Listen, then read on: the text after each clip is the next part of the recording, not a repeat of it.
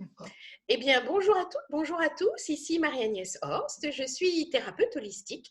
J'ai un cabinet qui est à la Chapelle-en-Serval. Et aujourd'hui, nous sommes à maintenant un peu plus d'une trentaine de jours de confinement. Et depuis le début du confinement, j'ai bonheur à organiser des ateliers bien-être que j'offre pour les personnes qui en ont besoin pour garder une belle santé physique et un bel état émotionnel.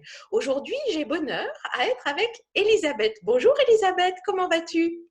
Bonjour Marie-Agnès, je vais très bien. Super. Alors Elisabeth, toi tu participes depuis bientôt 30 jours à ces ateliers et je me demande quelle a été la motivation qui a fait que tiens, tu as décidé de venir participer à ces ateliers en salle virtuelle. Alors en fait, j'avais fait la connaissance de la relaxation biodynamique par l'intermédiaire de son créateur Pierre Pironnet. Et un jour, il m'a envoyé un lien en me disant, j'ai une élève qui a une méthode bien à elle, ça peut être intéressant d'aller voir. Et je suis allée voir, j'ai été conquise et voilà, c'est comme ça que ça a démarré. Super. Alors, tu participes depuis maintenant plus de 30 jours. Qu'est-ce que tu sens dans ton corps? Qu'est-ce qu'il y a comme changement que tu pourrais nous partager? Alors, il y a énormément de changements, comment dire? Déjà au niveau de la souplesse dans mon corps, j'ai l'impression d'être une élastique. Je me tords, voilà, comme une élastique. Je respire beaucoup mieux.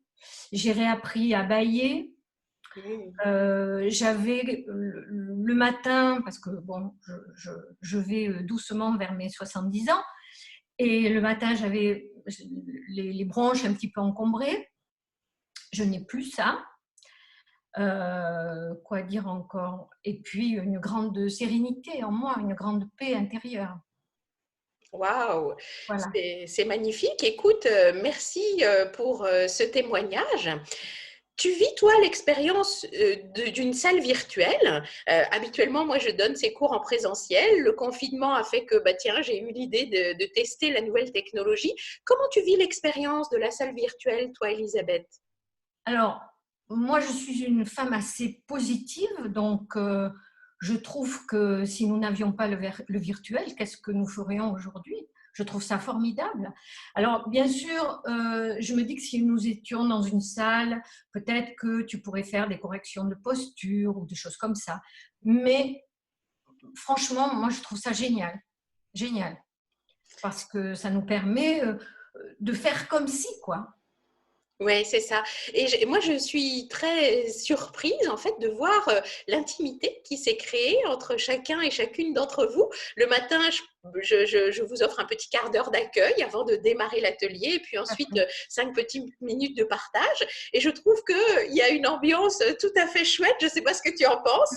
Absolument. Ça a créé un contact et je pense, enfin, moi personnellement, je vis seule, donc c'est pas évident tous les jours. Et je crois que au travers de ce confinement, il faut absolument créer des liens et c'est merveilleux de pouvoir faire ça. Et il y a un échange et c'est très, très, très apaisant. En cette période de peur, ça nous fait un bien fou, je pense. Je pense que chacune d'entre nous le dira, ça. Ouais, super. Bah, je te remercie. Les auditeurs, les auditrices nous écoutent. Quel serait le conseil précieux que tu pourrais leur donner? En quoi ce serait chouette pour eux de venir participer à ces ateliers, à ton avis? Alors, je pense que il faut essayer. Nous sommes dans une période où tout est possible. Nous avons la chance de pouvoir nous poser et nous poser des questions. Et donc, c'est peut-être le moment de prendre conscience de certaines choses, de se dire que nous avons une responsabilité propre à prendre soin de nous. Et tu nous offres cette merveilleuse possibilité. Après, je pense que comme je le dis souvent, quand l'élève est prêt, le maître arrive. Donc, tu es là. Je conseille vivement à ceux qui voient cette vidéo de venir essayer au moins 3 fois. Parce que la première fois, quand on n'est pas habitué à lâcher, à prendre le temps, à se poser, à respirer, on n'a pas forcément les bénéfices. au bout du 3e jour, on va quand même se dire, tiens, c'est marrant, il y a quelque chose qui a changé. J'ai cette espèce de fil qui se tend au-dessus de ma tête, qui me fait me redresser, qui fait que j'ouvre ma cage thoracique.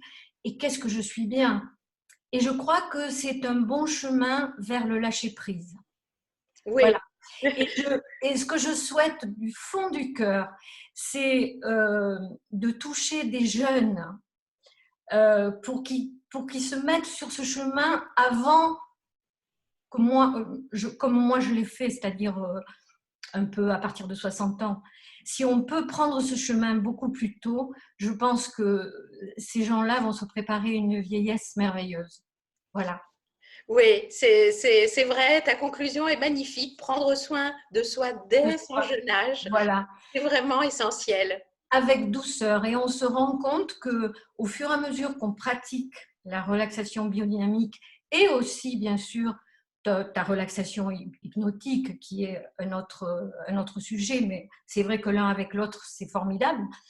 Je pense qu'on va vers ce lâcher-prise qui nous apporte une liberté extraordinaire.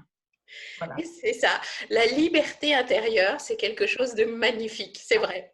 Eh bien, nous allons conclure sur cette liberté intérieure finalement. Si vous souhaitez découvrir la liberté intérieure, venez participer à ces ateliers. Je rappelle qu'ils sont gratuits, que c'est tous les matins de 10h à 11h pendant le confinement, 7 jours sur 7. Et donc, vous allez trouver le petit lien pour nos auditeurs et nos auditrices au-dessus de cette vidéo pour pouvoir rejoindre la salle virtuelle. Je vous souhaite une très, très belle journée. Merci infiniment, Elisabeth, pour ce merveilleux témoignage et je te dis à demain matin. Merci à toi, Marie-Agnès, et à demain matin, bien sûr. À bientôt, au revoir.